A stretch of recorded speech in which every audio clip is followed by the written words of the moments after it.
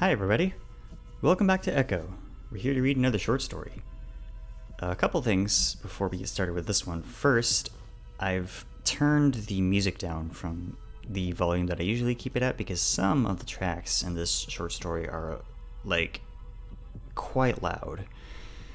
So hopefully I didn't overcorrect and make it too quiet. I guess we'll see. Secondly, this short story does contain some depictions of pretty noticeable anxiety and near panic attacks a couple of times, so if you're sensitive to that sort of thing, proceed with caution. Having said all that, let's get started.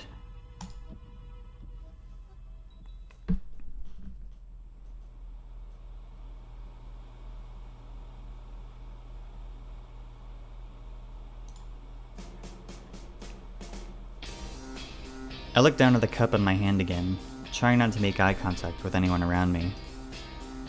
Part of me wished I had stayed home tonight, but Sarah asked me to come, and I'd feel bad turning her down. She looked so excited when she mentioned how much effort she and the rest of her Bible group put into this party.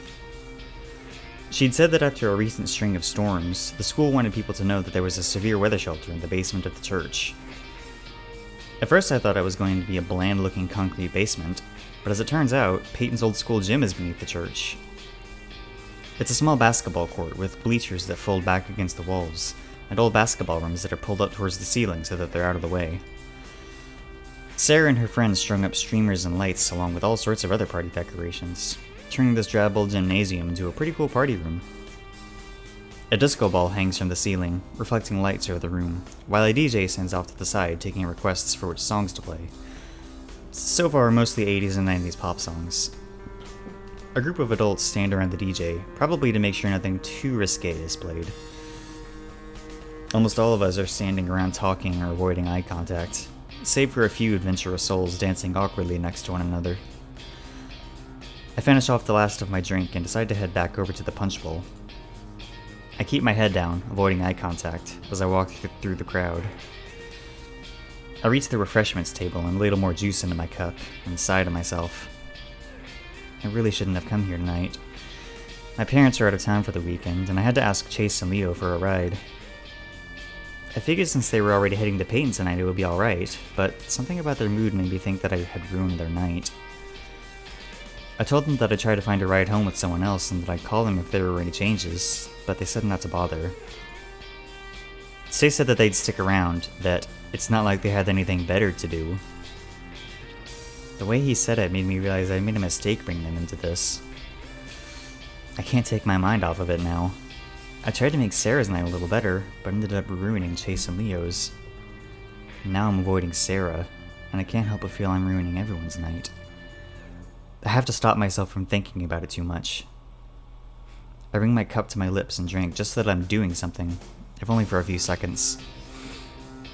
I end up downing all of it, and I close my eyes. I focus on slowing my breathing to stave off a panic attack I feel coming on. It takes a few minutes, but finally I can feel my heart rate slow and my body relax. Only to be startled by a hand touching my shoulder. Hey! Hey! My voice is squeaky. She smiles a little at that. I was hoping to find you here. I was looking for you earlier, but I got caught up with Jessica and Amber. Her eyes dart around and she blushes. Would you like to dance? I can't help the shocked expression that I'm sure is on my face, and my eyes dart to the ground. I start mumbling out an excuse before Sarah reaches for my hand and pulls me to the dance floor. The cup I'm holding slips from my hand as I lose track of myself. Everything seems to fade away as I follow Sarah onto the dance floor. She turns to me and pulls me closer and places my hand on her hip. I hope the music is loud enough to match the gulp I make when my hand touches her dress. Sarah is wearing an off-white sundress with a red ribbon around her waist, and I can't help but stare with how cute she looks. I feel overdressed in my outfit. My mom had laid out my clothes for me before she and Dad left. A light blue dress shirt and tie paired with slacks. Sarah's smile snaps me out of my reminiscing as she waits for me to take the lead. I force myself out of my trance and take a tentative step, right onto Sarah's foot. She squeaks and pulls her foot away. Sorry. Sarah just giggles at me while my face burns. There are a few more missteps before we get a rhythm down, and I can't help but feel kinda good about myself. At least I still have a chance at making Sarah's night and not completely ruining it. Her smile seems to have a way of relaxing my nerves, and soon enough I'm smiling back at her. The next song has a faster tempo and we let go of each other. Sarah shakes her hips and moves her body to match the beat. I fumble, not knowing what to do with my hands, so I start to copy Sarah and hope she doesn't notice. We dance together, laughing and occasionally singing lyrics to songs we both know. Every now and then we bump into each other, which forces a few laughs out of us, although I'm suspicious that she's doing it on purpose.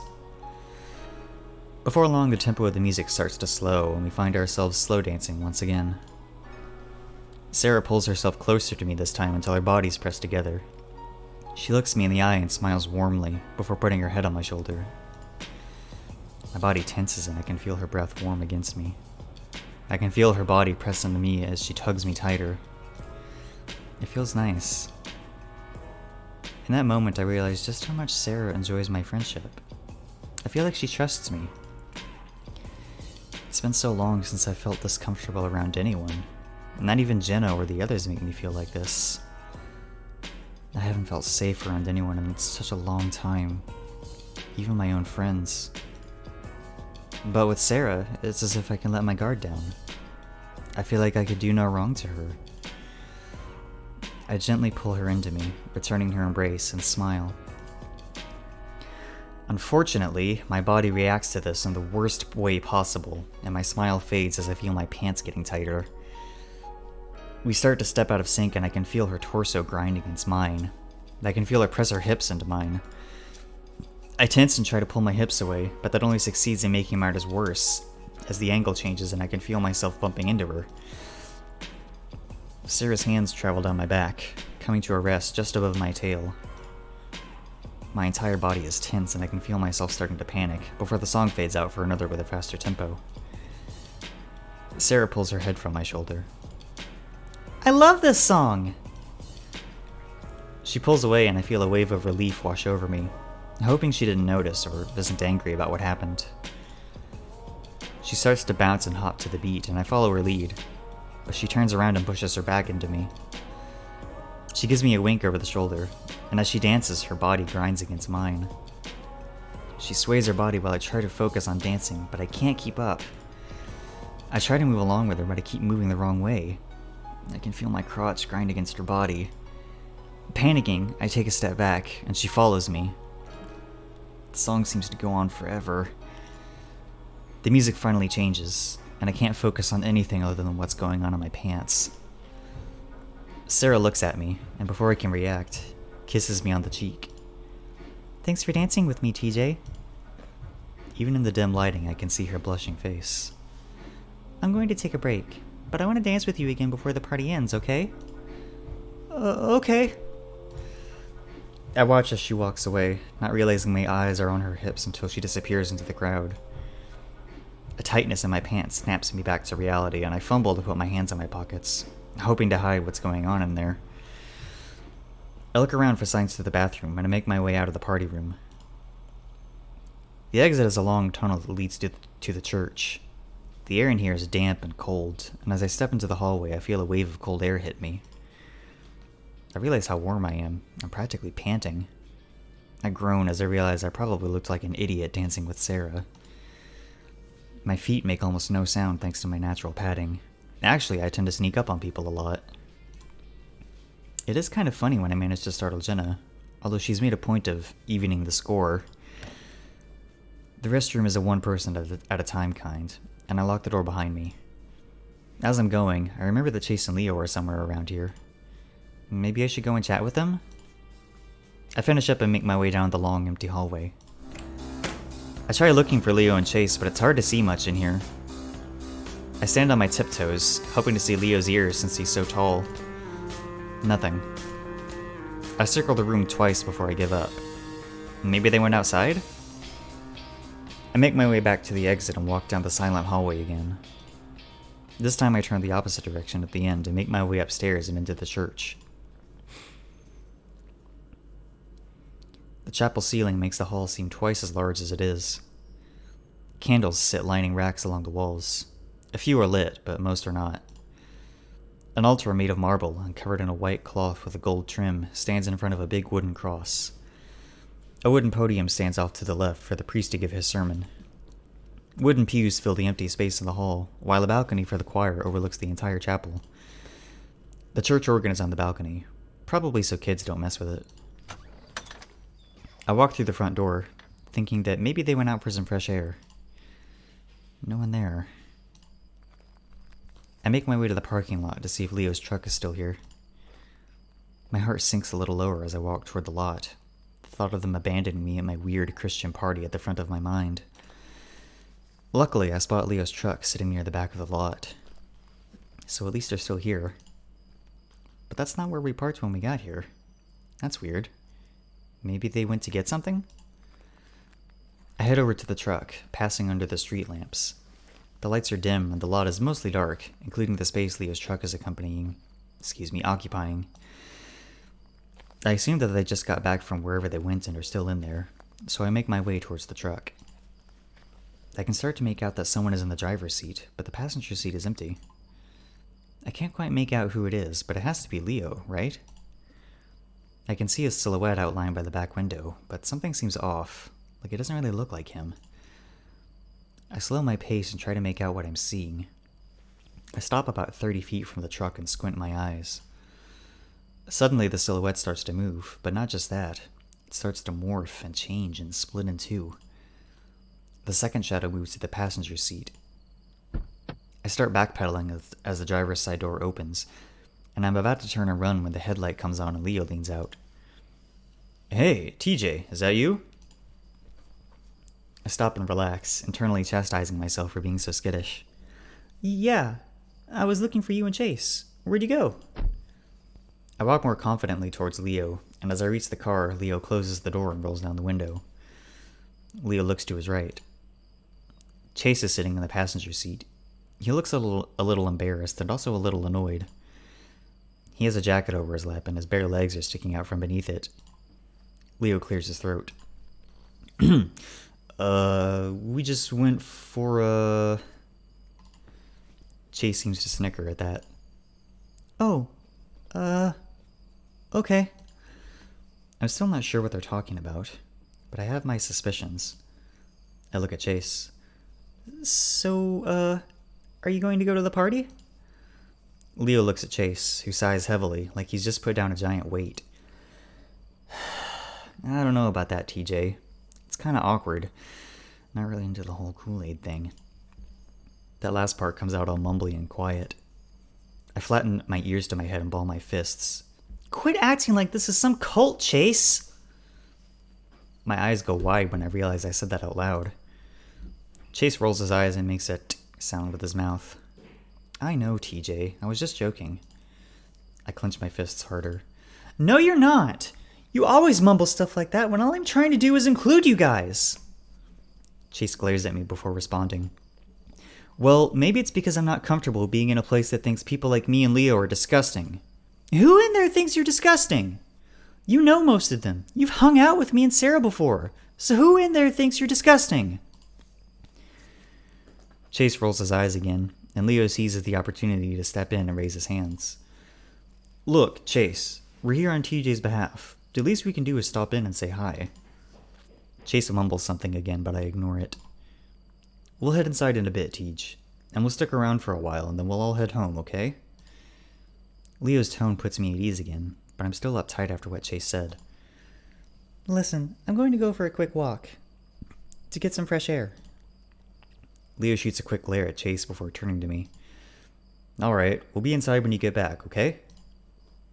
I nod, and because I don't want to have to say anything more, I turn and fast walk toward the road, passing under the dim lights of the parking lot as I do. I notice my lungs fill with cold air and a pressure seems to lift off of my body. I wonder if that's what it's like to go through a panic attack. It sure felt like one.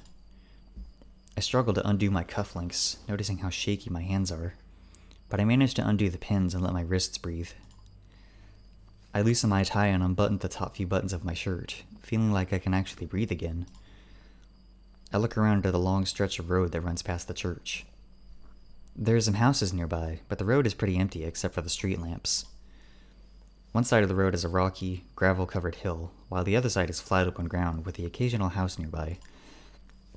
I stand on the side of the road under the street lamp for a few minutes more, and I don't really know why, but I take a step toward the darkness of Echo. As I walk down the road, I can feel the gravel shift under my toe pads and it tickles my feet.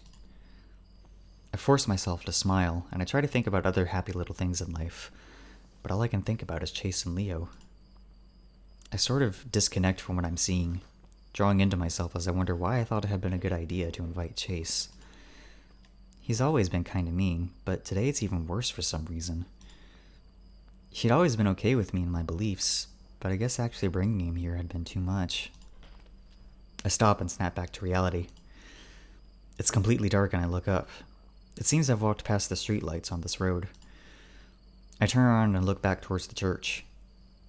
I didn't realize I had walked this far. I can barely make it out from here. How long have I been walking? I sigh and start to head back, putting my hands on my pockets as I pick up the pace. I'm unnerved with how loud my footsteps are now.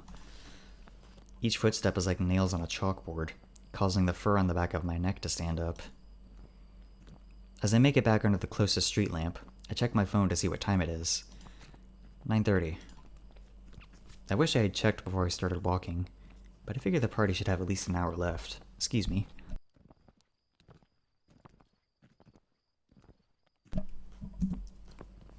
I continue walking and go to put my phone in my pocket. I miss, and it tumbles to the ground. I stop to pick it up. The fur on the back of my neck stands up again. I thought I heard footsteps. After I stopped walking, there were echoes, but something about a few of them sounded different. But it had to be the echo, right?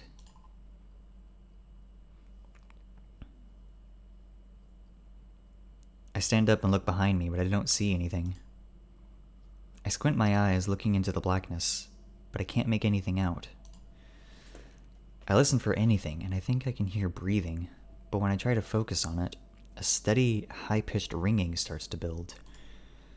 The more I try to focus, the louder it gets. I try to focus on anything other than that sound, but there's nothing to hear. It's gotten so loud that I don't think I'd be able to hear a jet engine at this point. I feel my lungs start to burn, and I release the breath I hadn't realized I'd been holding. I was so focused on hearing something, anything other than that ringing, that I had ignored everything else. I inhale, the night air pierced by the sound of my breath being released. I must be going crazy. I take one last look around and start back towards the church again. But once I step out of the light, I swear I can hear footsteps start up behind me again. I focus on steadying my breathing and listening for any out-of-place sounds again. I keep my head low and try to catch a glimpse of anything out of the corner of my eyes. I look ahead to see how far I am from the church, and my heart sinks. I'm not even close.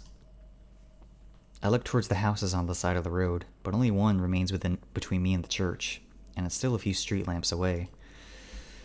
Even in the dark, I can see it's a dilapidated mess, and no lights shine from inside it. There are trees growing all around it and overtaking what's left of the house. I consider running and hiding in there, but there's no guarantee the doors are unlocked. Or worse yet, maybe that's where the person who's following me lives. Just keep walking. I can't see anyone, so it might all be in my head. Even if it is someone following me, who's to say it isn't someone from the church? That would make them a good person, right? I make it under another streetlight, and then another. I pass under another two before I make it in front of the dilapidated house. Just then I hear ragged breathing coming from behind me, and I spin around with a yelp. But there's no one there. A whine escapes my throat as I look into the darkness. Shouldn't I be relieved that no one's there? But I can still hear that ragged breathing. It sounds like it's coming from everywhere. I can hear it to my left, but I can't see anything. I look to my right, but I don't see anything. I spin around looking in all directions, but I can't see anything. I turn my back towards the light pole and I slowly back up. Tears fill my eyes. Hello? Is there anyone there? This isn't funny. I jump in surprise when my back touches the light pole. I can hear his ragged breathing coming from my right and moving to the left, just outside of the light. I shift on my feet and I can hear his footsteps echoing in the darkness. Hello? That's when I see something. I think I can see him moving around in the darkness. A tall, lanky figure. He bends down and starts to walk on all fours, but what I can make out disappears into the darkness again. It can be heard pacing around me, and as I start to come closer to the light pole, I turn and back myself into the middle of the shining light.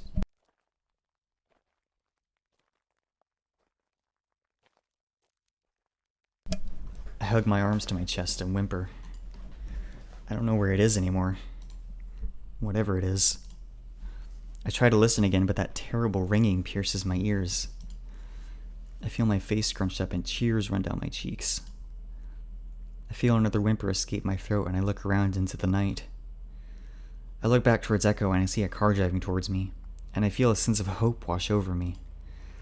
I start to look around, making sure the thing isn't going to grab me out of the shadows. I start to wave down the car, but as it pulls closer, the lights dim and I can see into it. My heart sinks and I back away towards the light pole as I glimpse the silhouette of horns in the driver's seat and a bright red eye looking back at me. I stumble backwards away from the car.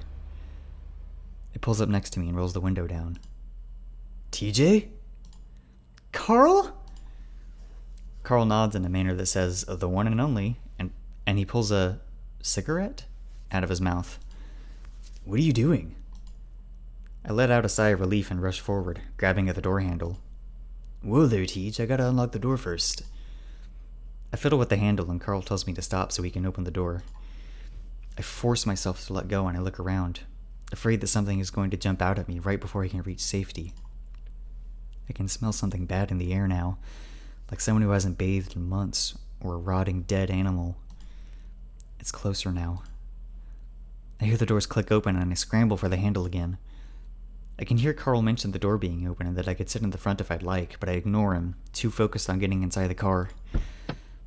Yanking on the door, I step back to make room for it to swing outward, and in that moment I feel a presence and my hair raises on my neck. I rush to get into the back seat, and as I look down for the step, I swear I can see a shadowy hand reaching from under the car. I quickly jump into the back seat and slam the door shut. Carl looks back at me with a smile. What are you doing out here, Teej? You feeling alright? Without looking at him, I mumble something about needing a walk. I'm still too busy checking to make sure nothing is waiting outside the car watching us, or trying to get in. I feel a shifting in my seat and the car starts to move. I take in a deep inward breath and let out a sigh of relief. I turn and look back over my shoulder at where I was trapped a few moments ago. I blink a few times to clear my eyes, and I can blurrily see the silhouette of a lanky, misshaped person standing just outside of the light. But we pull too far away for me to make anything out clearly. I turn back around and lean my head back into the headrest, and I close my eyes, feeling them well up with tears. I jump when Carl starts talking again. So... TJ, what the heck were you doing out here anyway? Did something happen? I needed to clear my mind, so I went for a walk. All the way out here? I was at the church. I point out the window to the side of the car it would be on, but we're already past it and into Peyton. I think about telling him what just happened, but I can't figure out how to explain it right now. Carl keeps asking me questions all the while, and I tell him about my evening, the party, Sarah, Chase and Leo. I leave out everything that happened after I left the church, for reasons I can't explain. I decide to focus on the part with Chase getting on my nerves, and he just laughs it off, saying that that's just how Chase and Leo are. He asks if he should drop me off back at the church, and I tell him no, almost too quickly. I don't want to go back there, but I don't want to be alone. So instead, I ask him if I can go over to his place for a bit. He replies with an ecstatic, "Of course!" And I messaged Leo and Chase to let them know. He mentions that he was going into Peyton to buy a new game that's just come out. He laughs, saying he hopes I don't mind if we have to wait a bit for it. I mumbled that that's fine, as long as the place we're going is well lit.